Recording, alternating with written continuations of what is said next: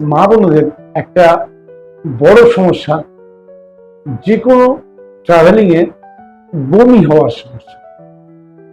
তা এই যে সমস্যা, এই সমস্যা থেকে বেরোনোর জন্য একটা ঘরোয়া চিকিৎসা পদ্ধতি আছে, যে ওষুধ ব্যবহার হয় সেই ওষুধ কিন্তু আপনার রান্নাঘরেই আছে।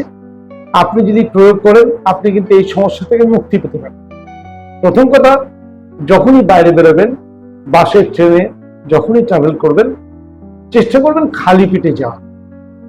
দ্বিতীয় কথা, লবঙ্গ আর দারচিনি দুটি হাফ চামচ করে নেবেন, 1 গ্লাস জলে ফোটাবেন। ফুটতে ফুটতে যখন জলটা 1 কাপ হয়ে যাবে, নামিয়ে নিয়ে ছেঁকে নিয়ে একটা পাত্রে সংগ্রহ করুন। যখনই বাসে ট্রেনে উঠবেন, ওই 2 ঘন্টা অন্তর অন্তর 2 চামচ করে জল মুখে নিয়ে খেয়ে নিন, আপনার বমি হবে না। পরীক্ষা করে দেখুন।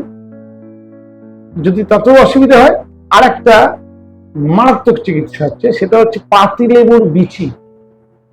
পাতিলেবুর বিচি 1 টি, বেশি নয়, 1 টি খোসাটা ছাড়িয়ে মগজটা বের করে নেবেন। চামচে গোলাপ জল নেবেন, তাতে বিচিটা থেঁতো করে গোলাপ জলের সঙ্গে মিশিয়ে নিয়ে খেয়ে নেবেন। যত বড় বমি হোক, সঙ্গে সঙ্গে বন্ধ হবে। একবার পরীক্ষা করে দেখুন।